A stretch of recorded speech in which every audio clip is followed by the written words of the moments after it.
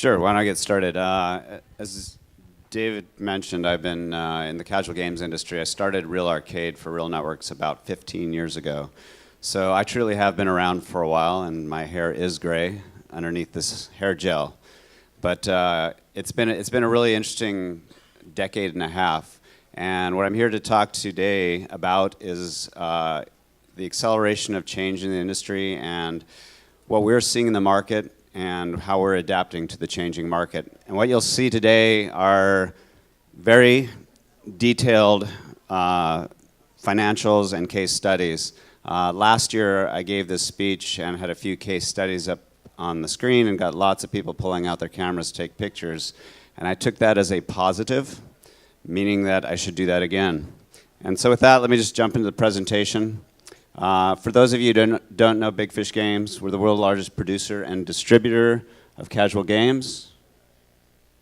And with that, let me just jump right into kind of a market update, what we see in the market. And being 3 years ago, the only thing I talked about was PC games, premium games, games you sell. And for me to have this slide up there, it shows how things have changed. That PC as an entertainment platform is not growing, it's flat. It's profitable for game developers if you're making the right games for it, but it's changing a lot in how you make games for the PC. Stats have PC shipments worldwide dropping. Traffic aggregators show about a 20% drop year over year in entertainment-based traffic for websites. The PC is not the entertainment platform of the future. But that said, there are 1 billion active PC users that are consumers and using it for entertainment. So while it is not a growth platform, it is a massive platform still. It's one that cannot be ignored. What we're seeing in that platform is that game revenue is stable in certain areas. So we have a term called CE that stands for Collector's Edition, and that really is the best of the best games. And if you look over the past 18 months, the revenue for those types of games has been very stable. It hasn't been growing, but it's been very stable. And in an entertainment platform that's actually contracting, that is a good thing. We have seen contraction overall with revenue, but it's really coming from genres that are being displaced by mobile. Mobile is the platform of the future, and there's certain games that play better on mobile than on PCs. Mobile you can take with you.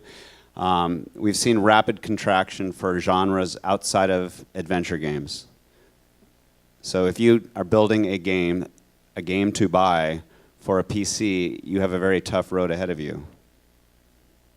However, we have started launching free-to-play games on our PC portal that was previously only premium games. And we've been seeing some pretty exponential growth, and some developers are now making more money on our platform, the PC platform, than they are on iOS with their free-to-play game. That said, nothing surprising here, but mobile is exploding as a platform. It is dominating digital entertainment growth. And this is not just dominating in the face of PC, it's dominating everything. Whether you're a newspaper, whether you're television, whether you're movies, entertainment central hub is becoming your mobile device.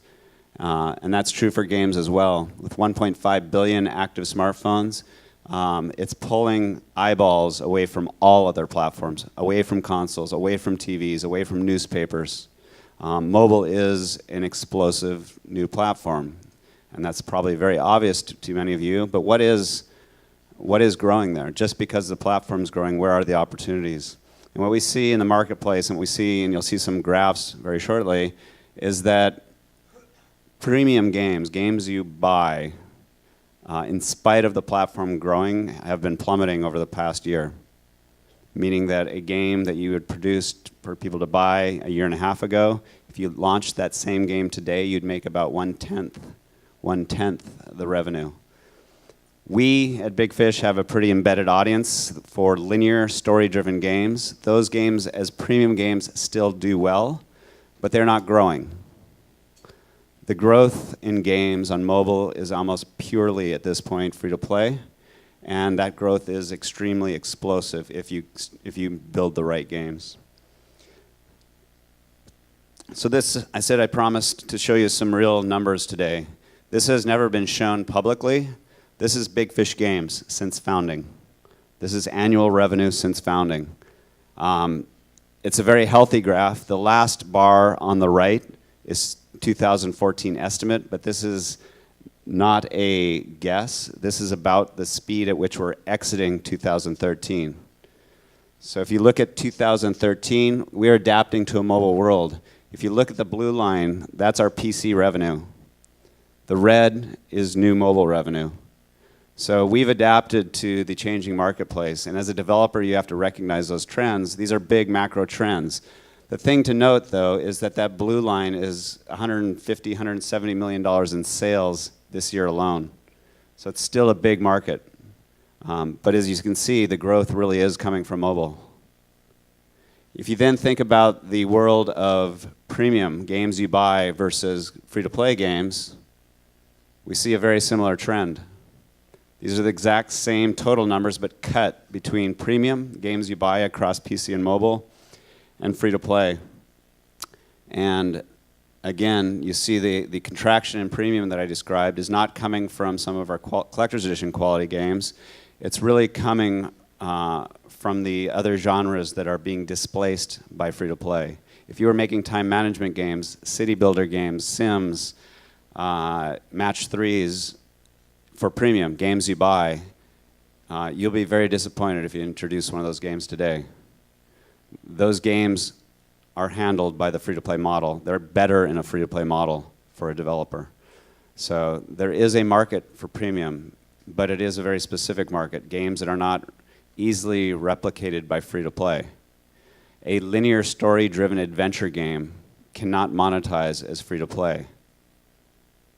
Hidden object is a mechanic, it's not a game, it's not a genre, it's not story-driven. There are very successful hidden object free-to-play games, but the people who play them and the reason they play those games are very different than why they buy adventure games, linear adventure games. So there still is a market for premium, it's just very specific on what type of experience are better served by premium than free-to-play. Free-to-play serves and monetizes much better than most other mechanics. And you have to recognize this and adapt to the future. So we're a global platform, whether it's PC or mobile, whether it's free-to-play or premium. The job that we see, or our position in the marketplace, is we have huge consumer reach to people who buy games. And we work with a lot of developers throughout the world, many of the developers in this room. And that is numbered in the hundreds of developers we worked with over the last few years and launched games for. And what we do is we have a very deep understanding of our customers across the platform, and we make sure we get the right games in front of the right consumers with the right business mechanics and the right genres. And we do that at scale. We launch anywhere up to 400 games per month into our PC portal. We're launching about 12 to 15 games into iOS and about 5 games into Android every single month. And that's a huge velocity of content that goes through our system. And we match that content with scale to about 15 to 20 million paying game players a year. Not just players, but paying game players. People throw around huge audience numbers. Audience is nice, but if they're not paying money, you better be getting some other value out of them, such as virality. But we have a huge paying base across both PC and mobile.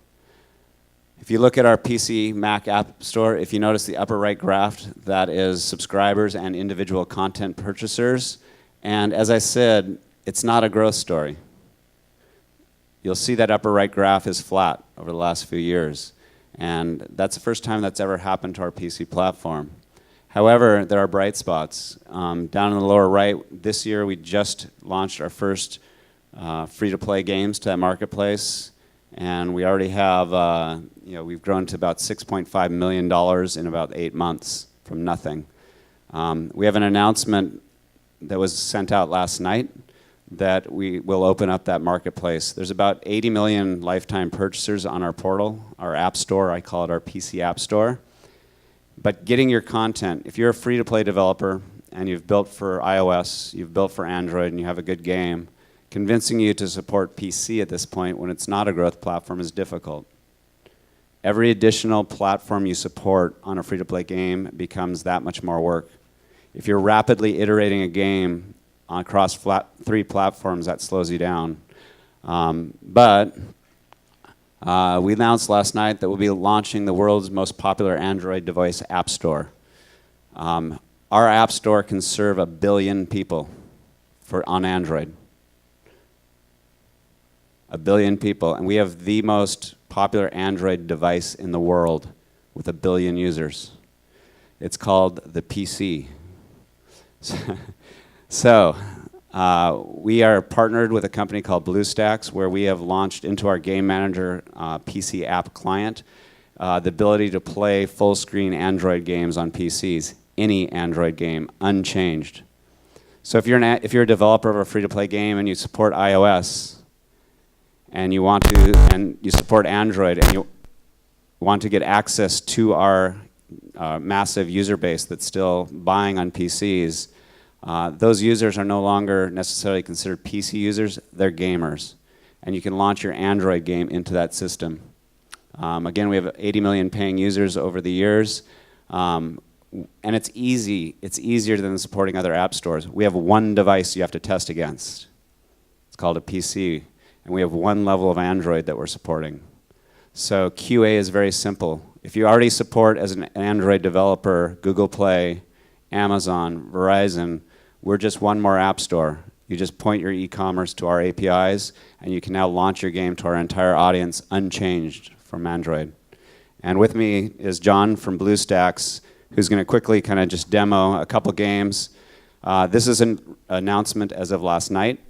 We expect to start launching content in the next 2 months. And so he's going to demonstrate some of the games that we have working in our PC App Store today. So the first one you'll see is a quite familiar game from our internal studios. It's called Fairway Solitaire. This game is a top 50 grossing iOS game. It's been around for 18 months. And this is the end. He had a HDMI issue, but he's showing a video of it playing on a PC. And it plays natively, it plays full screen, it plays very loud. But it is the Android version, and you can either play it windowed or full screen. And to a consumer who comes to our site, they don't know it's an Android game. They know they came to our site on their PC. They said, I want to play Fairway Solitaire. They download it, it launches, and it launches full screen, and they think they're playing a PC game. In the background, John's company, BlueStacks, is actually rendering the Android app onto the PC. The other game that he's showing is a game that's never been anywhere but mobile devices. Clash of Clans and Supercell pride themselves on being a mobile-only company. And we're going to support them with that, except our mobile device is a bit bigger than the average mobile device. It's a PC. But we'll be able to launch any mobile game into the PC ecosystem with this technology. So if you think about the amount of content that's available and the amount of people still on PCs, PC is not a growth platform. Free-to-play games on a PC is a growth platform. The other nice thing about this solution is that the PC becomes a giant Android device, and all of your games with Facebook Connect and such that normally wouldn't work on a PC do work on this game. Your games play unchanged in the PC environment. So if you think about the scale of our audience, you can talk to several developers who have launched on iOS and our PC natively, and our App Store can produce as much sales for a good game as iOS can. Hit games, iOS and mobile is still a bigger opportunity, but for really good games, we can generate as much as any other App Store. And it's very little incremental work to support that. With that, I'll talk about mobile. I talked about PC, but we are shifting to be a mobile and free-to-play company while preserving our legacy in premium games. But mobile has been a big growth story for us. If this was a startup and going from 0 to about a $250 million revenue run rate in 3 years is a fairly remarkable undertaking. And that was largely with partnerships of people in this room. We publish a lot of content to PC, and increasingly that content is going to mobile, or it starts at mobile and eventually ends up on the PC. And this has been achieved through our legacy. You can have a legacy of an older industry where we are supporting PC that works against you.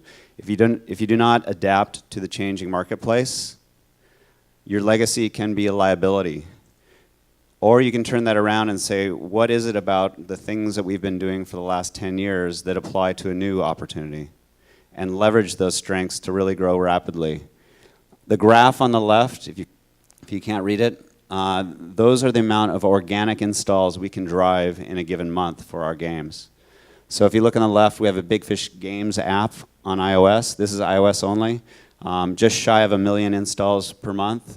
And then we have a GDN, it's a game discovery network that's in front of every single game we've ever launched on mobile that cross-markets every other game that we launch. And that was about 2/3 of 1 million installs per month. We also have a huge website with a lot of mobile people coming to see what's new. And we have a massive, massive email base built up over a decade. So those are assets that we put to play against mobile. And as you can see, it's been quite successful. We've grown very rapidly over the past 3 years.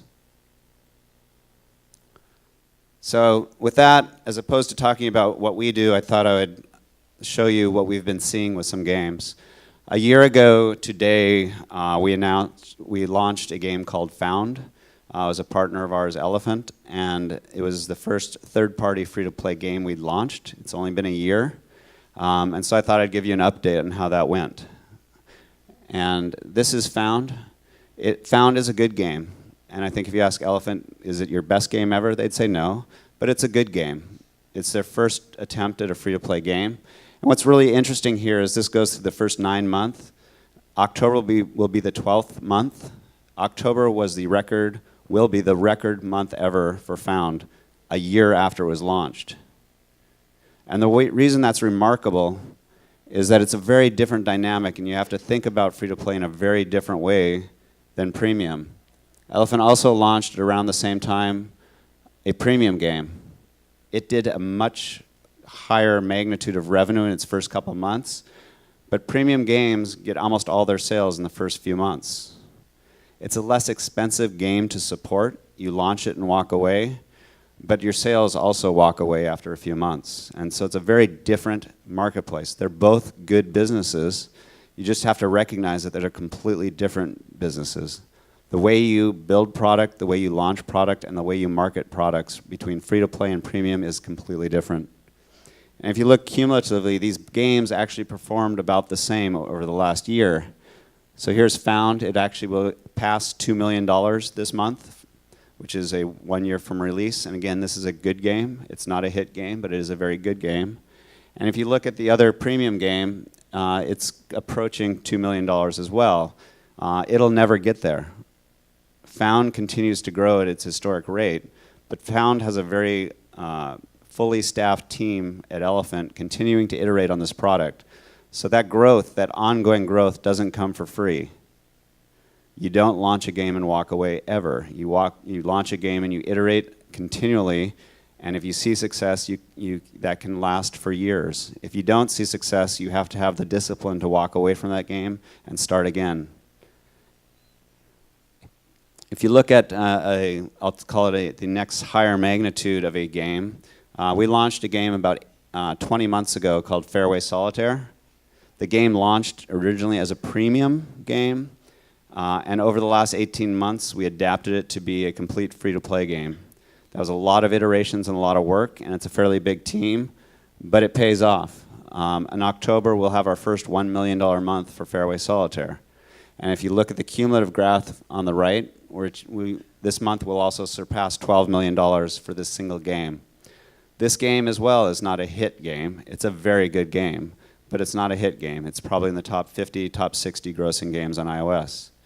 It has a team of about 20 people that are iterating on this game, and it can support it because we've iterated it to a very large revenue per month to support that kind of staff, and it's got a long runway ahead of us. It'll continue to perform. That revenue graph on the right cumulatively is exponentially growing, At some point that will level off and we'll go into harvest mode, but right now we think there's a lot of improvements. But it takes a lot of ongoing effort and a lot of analytics and a lot of creative thinking.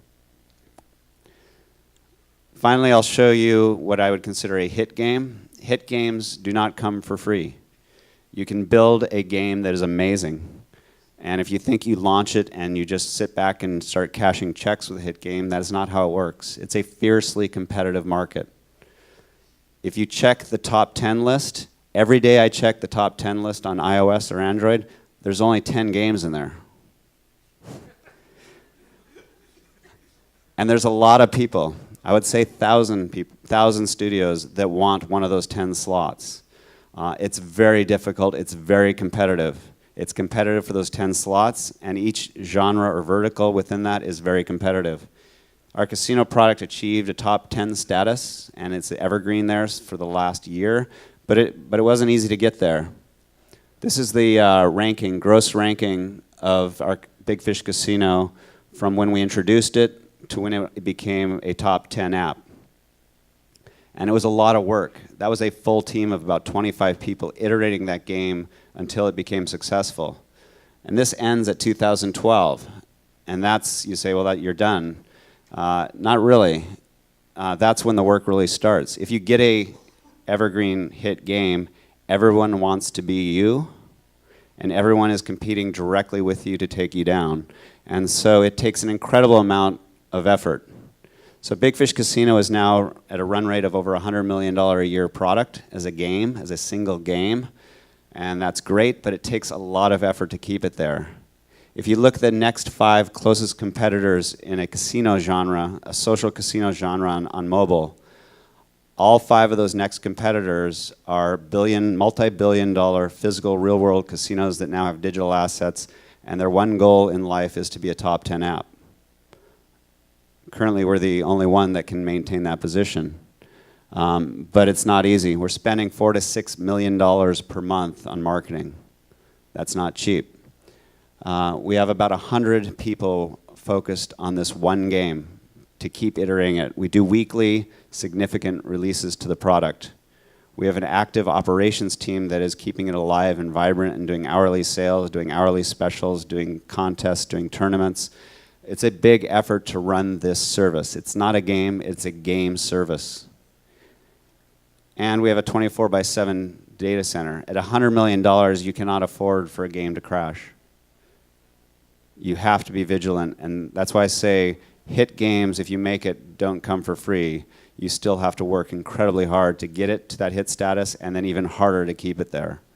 There are a lot of people that want our position as that #1 mobile social casino. There's a lot of people, and so you have to stay very focused. So if you have a hit game, you do not get to sit back and cash checks. You need to start thinking really hard about how you're going to staff up and how you're going to support that game into the future. So Big Fish Games has a new role. We've been a very good partner to developers. As a publisher with Premium, we published about 180 to 200 games per year. Those games were consumable. Customers would buy one, they'd finish it in 6 to 10 hours, and buy another, and buy another, and buy another. We needed to have a lot of good partners and a lot of good content. Free-to-play is a very different space. We're not looking for a lot of partnerships. We're not looking for a lot of content. We're looking for the best in each genre that matters. There's a lot of genres. There's a lot of different mechanics to exploit, but we don't need a bunch in a single genre. That's not how this space works. So we're looking for fewer but deeper relationships, and so that's why we're here in Kyiv. So with that, I'll open up to any questions.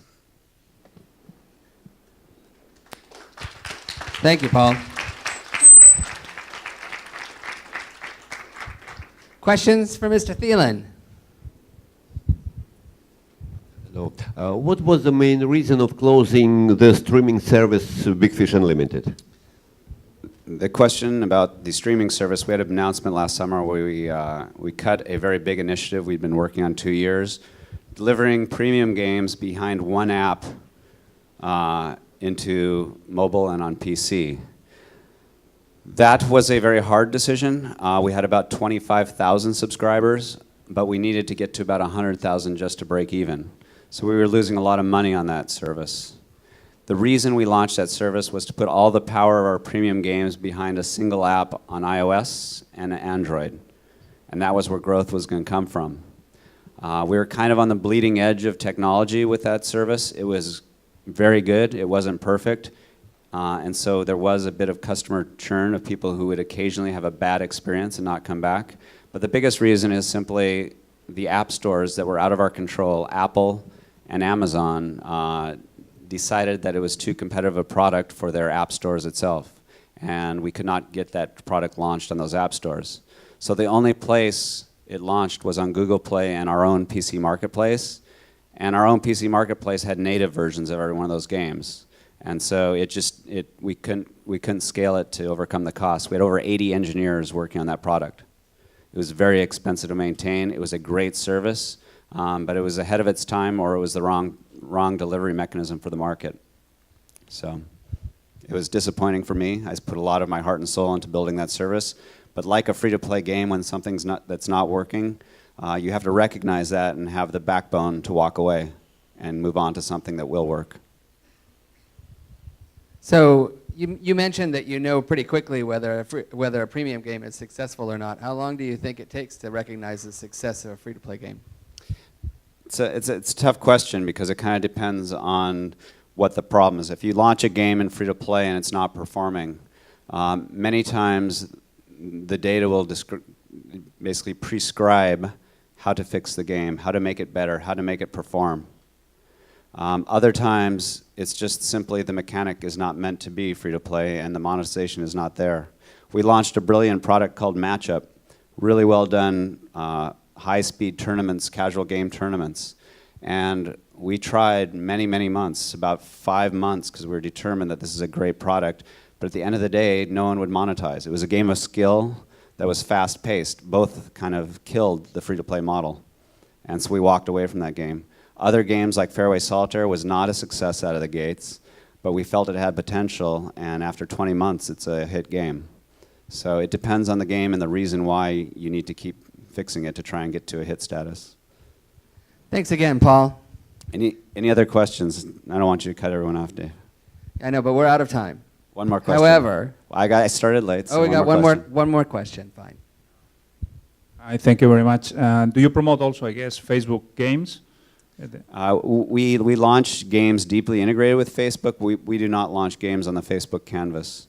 It's up to the game. The one exception to that is our casino product, which is going across every single platform that matters and every geography that matters. So how far and how deep you go with a game kind of depends on the game. If you don't have a hit game, it limits the amount of platforms you really should take it to and the number of languages you should support. So we go English first, PC and iOS, and if it's a good game, we bring it to Android. If it's a great game, we go international, we go to console, Facebook, everywhere with the game. Eventually, casino is at scale where we want it everywhere. Wristwatches. So you guys have a booth here, yeah? Yes. Yeah. So if you have questions for Big Fish, if you'd like to talk to Paul or his crew, you can definitely go see them at the booth here. They're downstairs? I haven't seen your booth yet, so... Yes, downstairs. Yeah, it's downstairs in the sponsor area. So right. Thank you, Paul. Appreciate it. Thank you.